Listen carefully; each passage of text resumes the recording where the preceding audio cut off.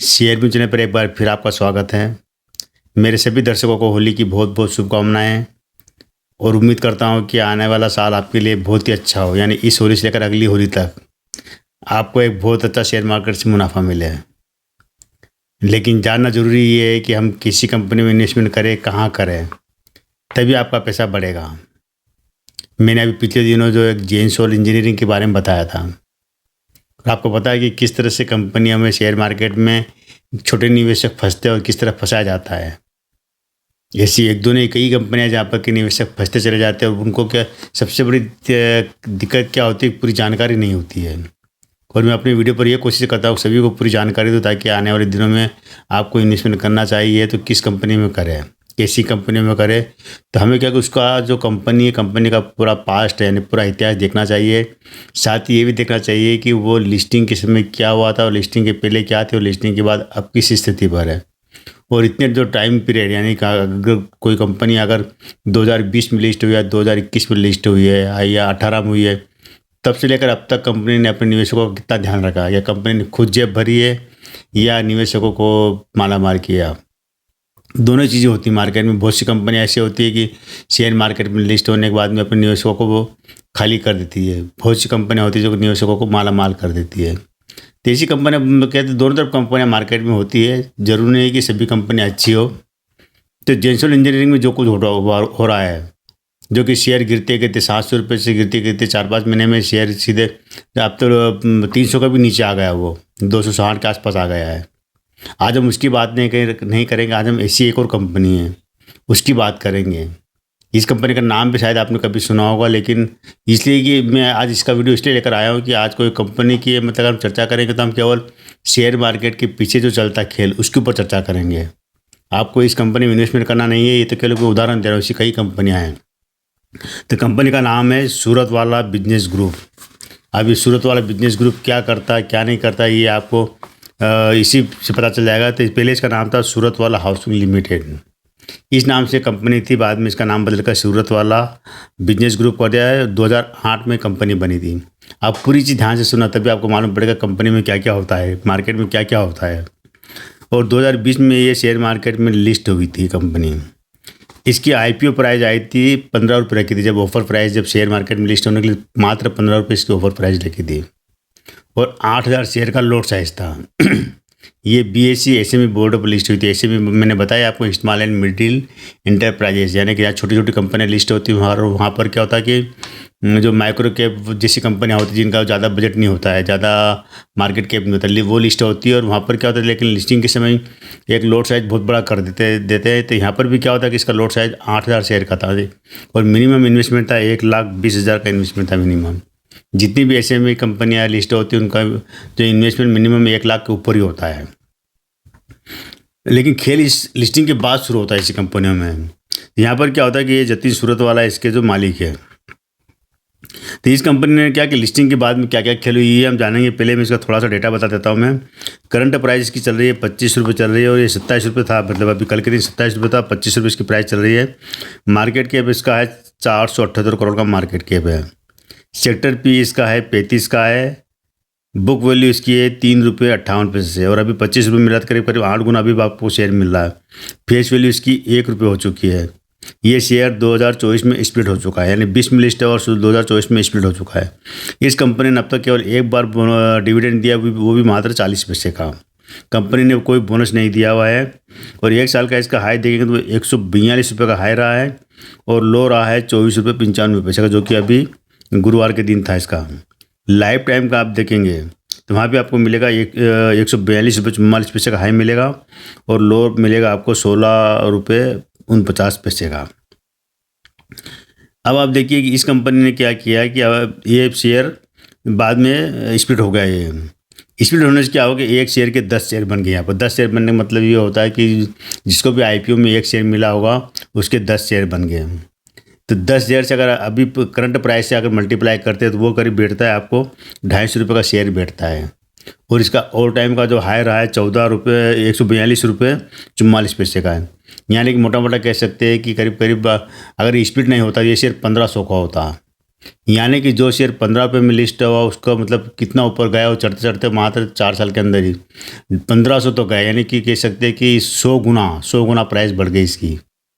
ये ऐसे खेल होते हैं छोटी कंपनियों में कि 100 गुना, कभी किसी लोग पूरी ज़िंदगी अगर किसी कंपनी में इन्वेस्टमेंट करके बैठते वहाँ पे 100 गुना नहीं होता है। फिर क्या स्प्लिट करने के बाद में क्या इसकी प्राइस इसकी कम हो गई, जो निकल के 142 रुपये हो गई, एक शेयर के 10 शेयर मिल गए और वहाँ से गिरते गिरते अभी ये शेयर आपको 24-25 रुपये में मिल रहा है। आपको लगता है कि बहुत सस्ता शेयर है, लेकिन क्या है कि अभी भी आप ये जो 15 रुपये में जो लिस्ट हुआ था शेयर, 15 रुपये का शेयर अभी भी आप 250 रुपये में खरीदे, यानी करीब 8 गुना महंगा खरीद रहे हैं शेयर, 8-10 गुना महंगा खरीद रहे हैं। रेवेन्यू की बात करेंगे इनकी, तो दिसंबर में इनका रेवेन्यू को जो आया था इनका 3 करोड़ 18 लाख का, ये था कंसोलिडेट था रेवेन्यू 3 करोड़ 18 लाख, यानी कि इनकी 2-3 तरह के बिजनेस भी बताऊंगा क्या बिजनेस है इनके। और सितंबर 24 में इनका रेवेन्यू आया था 2 करोड़ 24 लाख का, और प्रॉफिट नाम मात्र इनको प्रॉफिट हुआ था। यहाँ पर हम पहले देख लेते हैं इसका होल्डिंग इसका रहा है 73.39% का होल्डिंग प्रमोटर के पास है, पब्लिक के पास है 26.6% होल्डिंग, अन्य के पास नाम मात्र होल्डिंग है। तो कह सकते हैं कि केवल यहाँ पर प्रमोटर और पब्लिक के पास ही है। इस कंपनी के ऊपर 1 रुपये के मुकाबले मात्र 36 पैसे कर्ज देना है। EPS इसका है 1.6 का है, ROE 48.4 का है। इनका बिजनेस क्या है, बिजनेस में हम देख लेते ये कंपनी क्या रियल एस्टेट से जुड़ी कंपनी है, और साथ ही साथ क्या कमर्शियल वो भी बनाती है, जो मॉल टाइप वो तो कमर्शियल स्पेस भी बनाती है। इसके अलावा ये जमीन होल्डिंग वगैरह लगाने के लिए ज़मीन वगैरह किराए पर भी देती है, बोर्ड वगैरह लगाने के लिए किराए देती है ज़मीन वगैरह, इस तरह काम करती है। इनका बिजनेस केवल एक ही शेयर पुणे में है, पुणे में ये मल्टी स्टोरी या आवासीय प्रोजेक्ट लाती है वहाँ पर। अब तक एक छक्का एल्ली इनका एक ही प्रोजेक्ट का ध्यान में आ रहा है कि एक ही चीज़ इन्होंने बनाई है, इसके अलावा इनका कमर्शियल माल बनाती है। हम ये कंपनी क्या करती है, क्या इस पर नहीं जाते हम, ये चीज़ देखते हैं। मेन चीज़ ये आती है इसके अंदर कि जो शेयर 15 रुपये का शेयर है इतनी ऊपर तक ले जाना, उसको गिराना और इतना आप वापस गिरा के उसको 25 रुपये तक लाना, यानी कि आप धीरे धीरे अभी शेयर को 15 रुपये तक ले आएंगे। 15 रुपये, और लोगों को लगेगा कि अभी भी ये शेयर IPO प्राइस से सस्ता के आसपास मिला, हो सकता 15 नहीं हो सकता, आपको 8, 9 या 10, 2-4 रुपये तक भी इसकी प्राइस ले आए यहाँ पर। तो वहाँ पर क्या होता है कि जो छोटे निवेशक होते हैं उनको लगता है कि 15 रुपये में शेयर लिस्ट हुआ तो अब 5 रुपये में मिल रहा है, तो सस्ता मिल रहा है IPO प्राइस से, और ये समझ के लोग खरीद लेते हैं। कई बार जैसे ना जो पेनी स्टॉक जो ढूंढते रहते हैं वो लोग इसमें ज़्यादा फंसते हैं, उनको लगता है कि शेयर हमको बहुत सस्ता मिल रहा है, इतनी ऊपर से गिरा हुआ 142 रुपये का शेयर इतना सस्ता मिल रहा है, लेकिन ऐसा नहीं होता है। क्या है कि शेयर क्यों वजह से गिरा, क्यों इसका कारण रहे, क्या ये कंपनी में कोई बड़ा फॉल्ट, पर यहाँ पर कंपनी में कोई फॉल्ट नहीं, किसी भी प्रकार का वो नहीं, लेकिन गिरने की वजह क्या है कि प्रॉफिट बुकिंग, कमाई, खासकर जो मोटा जो इनका मालिक होगा या जो बड़े बड़े इन्वेस्टर, उनका एक ही काम था कि IPO के बाद में शेयर को ऊपर ले जाना और ऊपर से ले जाने के बाद में सब बेच के निकल जाना।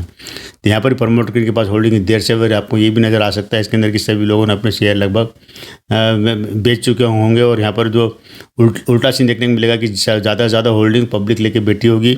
जब भी शेयर गिरते गिरते 5-10 रुपये के आसपास आ जाएगा तब यहाँ पर जम के लोग खरीदेंगे, और उसको जैसे क्या होगा कि पब्लिक के पास होल्डिंग हाँ आ जाएगी, लेकिन मालिकों के पास जब पहले ही कमा लेते हैं। छोटी सी ऐसा होता है ये जो शेयर मार्केट में जब भी आप इन्वेस्टमेंट करो ना किसी भी कंपनी में, ये नहीं कहते कि हम कंपनी ख़राब है, कंपनी में बुरा है, लेकिन ये जो मार्केट में जो चीज़ चलती है तो शेयर के, क्योंकि ऐसा कोई नियम नहीं है कि शेयर की कीमत कितनी ऊंचाई तक ले जा सकते हैं या उसको रोकना चाहिए, ऐसा कोई वो हमारा पैरामीटर नहीं है। कोई भी शेयर किसी भी हाइट तक पहुंच सकता है, किसी भी हाइट से किसी भी नीचे तक गिर सकता है, यानी कि 1 रुपये का शेयर 1 लाख रुपये प्राइस तक भी पहुंच सकता है, और 1 लाख रुपये प्राइस का शेयर गिरते गिरते 1 रुपये पर भी आ सकता है मार्केट में। दोनों चीज़ों पर आपको निवेश करते समय ज़रूर ध्यान देना है कि हम जिस कंपनी में निवेश कर रहे हैं, जहाँ भी कर रहे हैं, एक तो 3-4 चीज़ जरूर देखना चाहिए कि उसका फंडामेंटल क्या है, यानी कि उसके पास कितनी एसेट है। तो एसेट के नाम पर इनके पास कोई ज़्यादा खास चीज़ नहीं है। दूसरी बात हमें ये देखना चाहिए कि कंपनी का बिजनेस कितना फैला हुआ है। तो इनका जो बिजनेस है केवल एक ही शेयर पुणे में फैला हुआ है, वहीं पर ये कमर्शियल मॉल और आवासीय वो प्रोजेक्ट लाती है।